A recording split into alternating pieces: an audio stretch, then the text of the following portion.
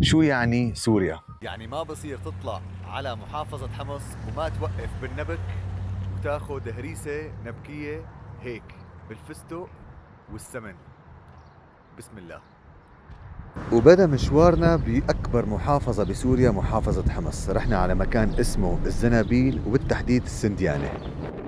شو يعني سوريا؟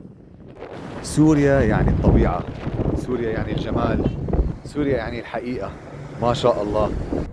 كملنا مشوارنا بالاتجاه على مكان عمره أكثر من 1000 سنة، وعلى الطريق ما بحكي لكم قديش حلو الطريق. الطبيعة بتاخذ معنا مرورا من وادي النصارى وتحديدا من الحواش، منطقة عم تحكي عن حالها.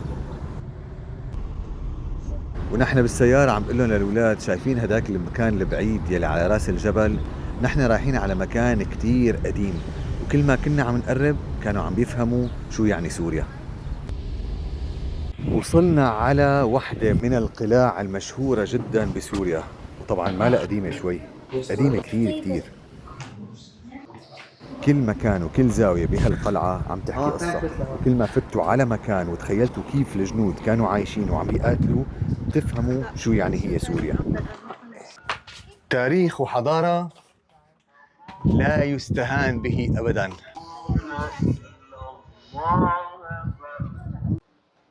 إذا لهلأ ما عرفتوها شو هي القلعة، أنا حقلكن. من قلعة الحصن بحمص، قلعة عمرها أكثر من 1000 سنة. انتو بسوريا، بلد الحضارات اللي عمرها آلاف السنين. بعد ما خلصنا مشوارنا بقلعة الحصن، لما يقولوا سوريا جنة، عن جد سوريا جنة. مو أنا اللي حأحكي بهالفيديو، جمال سوريا اللي حيحكي بهذا الفيديو.